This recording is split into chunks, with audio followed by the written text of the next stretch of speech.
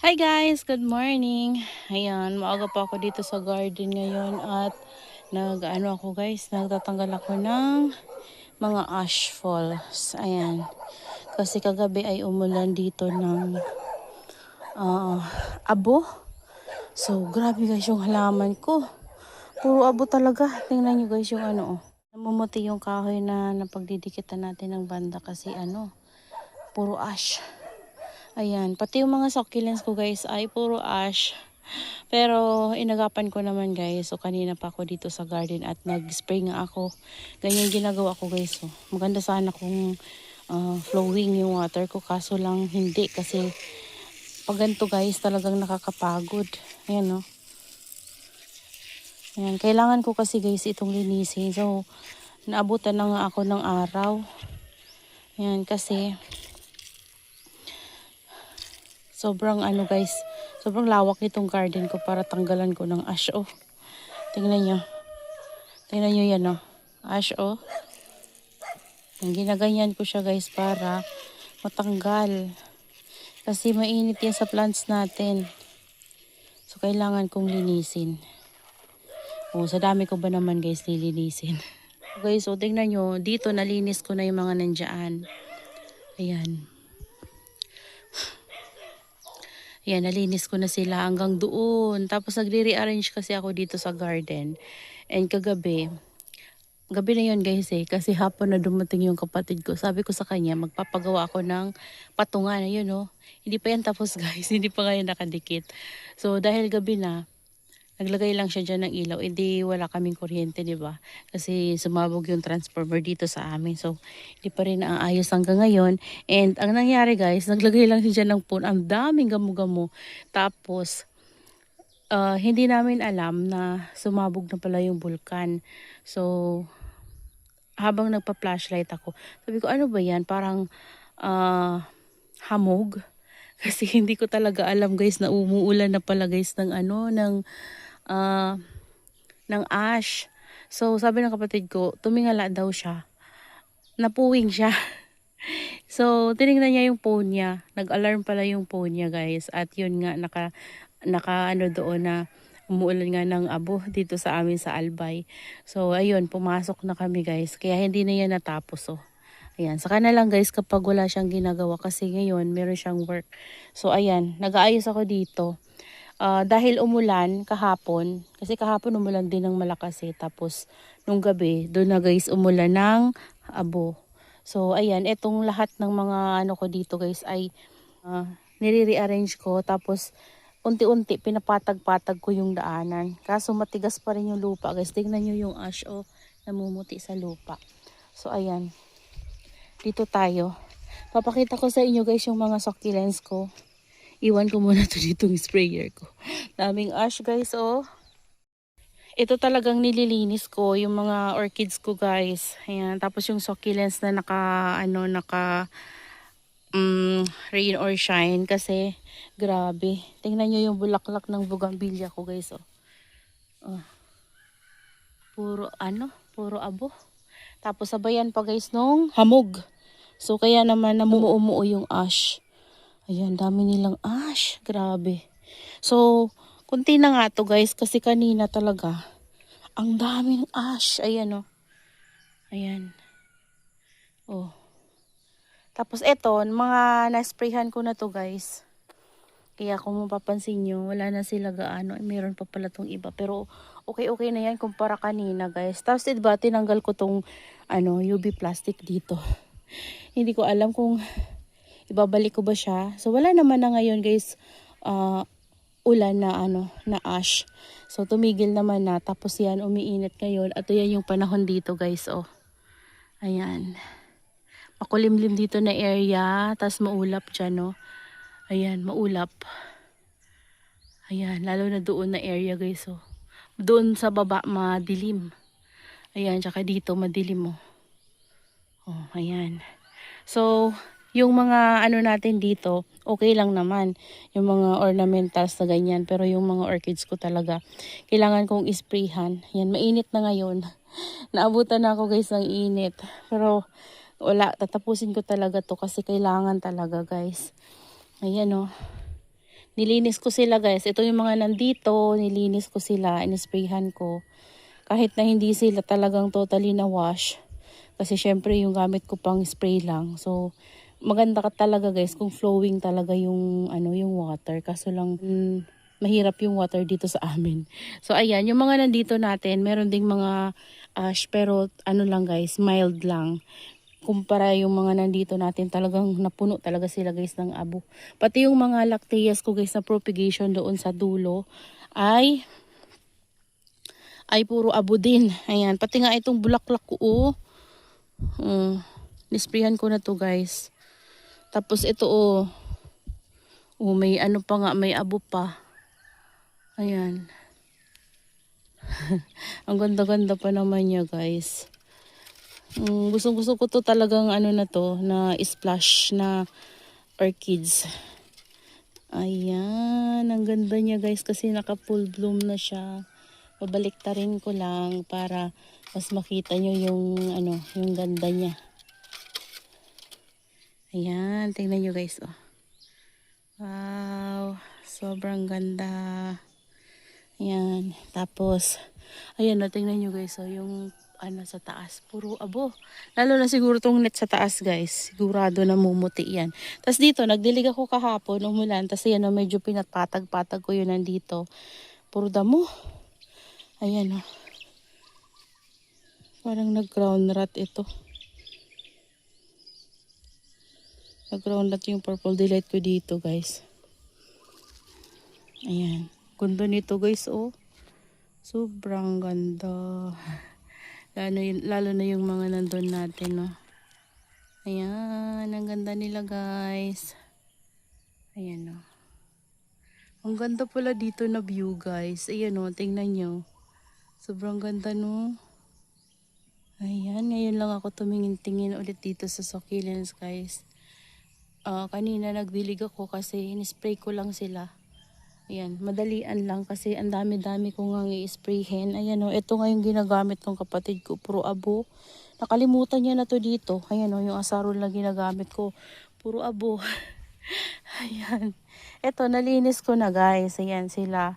Nasprayhan ko na, maaga ko pa silang in-spray. Ito yung mga nauna. Meron pa nga, ayan mga ash. Mamaya isprayhin ko ulit.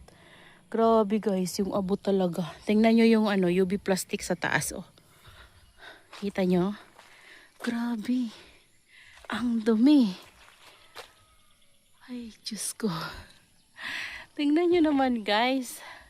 Ano na yung itsura ng UV plastic sa taas? Ano na yung itsura ng bubong natin?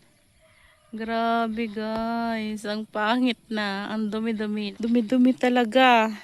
So yung mga nandito, okay na sila kasi na-sprayhan ko na guys. Yan, hindi ko naman sana kailangan mag-spray or magdilig. Sabay dilig na rin kasi yun. Dahil umulan nga kahapon, kaso lang dahil dami talagang ash, kailangan ko talaga sila guys sprayhin. Ayan. Ayan. Kahit paano guys, natanggal talaga yung nila, yung mga ash.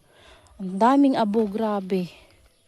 Ayan yung itsura nila guys. So medyo makulimlim na tuloy yung natin guys, greenhouse. Ayan parang nagkaroon sila ng net dahil sa ash. Ayan tingnan nyo Kita nyo yan? Yan, sira na talaga yung UV plastic natin. So yan yung abo, na ipon dyan yung ibang abo guys. So dahil yan sa hamog, malakas kasi yung hamog dito kapag madaling araw na, tsaka umaga na. So napupunta dyan yung hamog, tapos yun yung ash nga na umulan kagabi. So nabasa yan, tas pumunta dyan sa gilid Tingnan nyo, dumaloy. Grabe guys, yung greenhouse natin makulimlim as in. Ayan parang nagkaroon sila ng dito, ng net. Ayan. So mawawala din yan guys kapag umulan ng malakas. Ayan, ang ganda ng mga purples ko guys Ayan, so kumusta naman sa inyo guys? Ayan, yung mga taga Bicol dyan na nanonood sa atin. Sana ay okay kayo at yung mga halaman nyo. Ayan, kasi sa akin okay naman dito guys. Kaso lang, yun nga, kailangan ko talagang i-wash yung ating mga succulents na mga naka-ROS. Yung mga nandito natin, na-sprayhan ko na to guys. Tapos kanina, alam nyo ba, napapansin ko yung lawi ko habang nagwawash ako sa kanila. Ayan o, basa sila o kasi winash ko nga. Ayan o. So, napansin ko, di ba tinanggal ko na sa kanya yung yung habit, ayun yung habit o. Di ba tinanggal ko na. Tapos, dinidiligan ko naman siya lagi. Ang napansin ko guys, kumunti yung dahon niya kasi umiinom siya lagi sa lower leaves niya. So, sabi ko, bakit ganon? Parang, tuloy, kumukunti yung leaves niya, lumiliit siya kasi, ayan sa top na lang yung leaves niya guys. So, kasi inom siya ng inom sa lower leaves niya. Tapos sabi ko, may problema talaga to sa Hindi naman siya guys kulubot. Dito lang talaga inom ng inom siya sa lower leaves niya. So sabi ko, may problema na to sa roots. Kaya naman guys, inunti-unti ko siyang binunot and charan, ayan o. May new root siya, ayan o. Ayan, puti. Pero, kailangan ko siyang linisin. Tapos i-air dry at itanim sa panibagong soil mix. Kasi, matagal na yung soil mix niya, bulok na guys yung kanyang rizal. So gagawin ko, iriripat ko siya sa panibagong soil mix. Ayan. So ang soil mix na ginagamit ko sa kanila guys ay fresh rizal at saka garden soil. So magmi-mix ako ng panibagong soil mix para sa kanya. Ayan, tapos air dry ko lang, lilinisin ko to, tapos tatanim natin. So, pag may time ako guys, at hindi ako nagmamadali, papakita ko sa inyo. So, sa ngayon, yan basa siya kasi nagdilig nga ako kahapon. At hindi ko naman napansin na ganyan na nga siya. Basta sige lang dilig ko. Kasi sa dami nila guys na dinidiligan ko talagang, buhos lang ako ng buhos. Hindi na ako buti na lang tinulungan nga ako ng pamangkin ko kasi nandito. Tinulungan niya ako, siya yung nagdadala ng tubig. Tapos ako, panay buhos lang ako. Diretso lang guys, hanggang sa matapos ko sila. Kasi dami talaga nila. Dahil umulan nga kahapon, nag-ipon kami ng tubig. Yung mga yan, naulanan. So, kaya naman hindi na ako nagdilig. Kasi tinanggal ko talaga yung UV plastic para hindi na ako magdidilig. So, yung mga nandito, tuyong-tuyo yung ating mga purples. Kaya naman guys, hinakutan ko talaga ng tubig. So, ng tubig yung mama ko. Nagsahod ng tubig ulan. Kaya naman, nakapagdilig ako dito. Ayan. Ganda ni guys, Super Balm. And alam nyo ba, 'di ba, mayroon akong mga Super Balm na na-disgrasya nung tawag dyan, Bagyong Juan.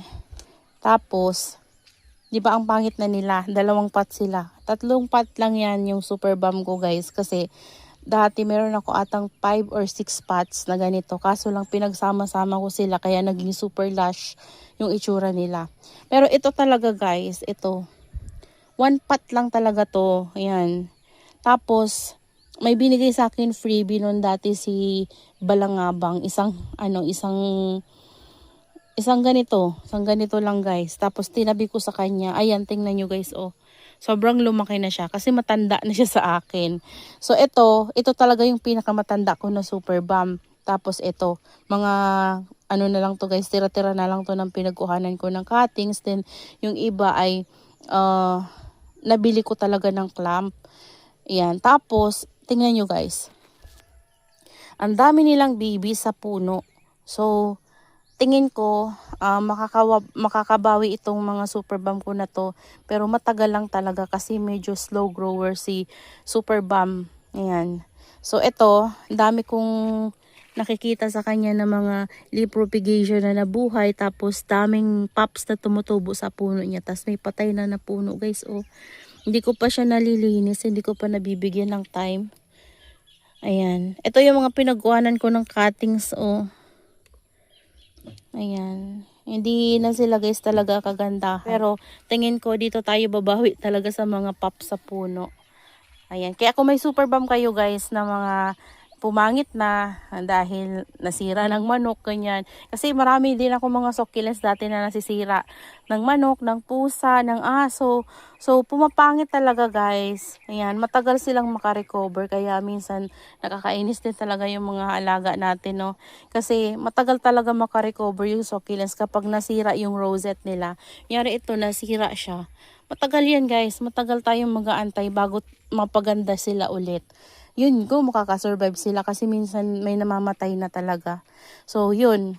Kung may super balm kayo guys na hindi na maganda, sa puno talaga siya guys nagbibigay ng mga babies. Ayan, i-recommend ko sa mga beginners yung super balm kasi kapag nabili nyo talaga sila guys na maganda, yung magandang isang pot nyo nabili, mapapalaki nyo yan guys. Pero sa cuttings naman, hindi ko masasabing madali siyang paramihin sa cuttings. Kasi kapag kinat nyo ito kunyari kinat nyo, magbibigay yan ng babies pero ang tagal-tagal lumaki. Ayan, hindi kagaya ng Peach No, Murasaki or Purple Delight na kapag kinat nyo, ayan, mabilis lumaki yung kanyang baby. Sa kanya guys, hindi. Tingnan nyo to, oh, yung kinatan ko last time. Nakakaroon siya ng pups pero ang liit pa rin, no? Ang tagal na niyan guys. Ayan.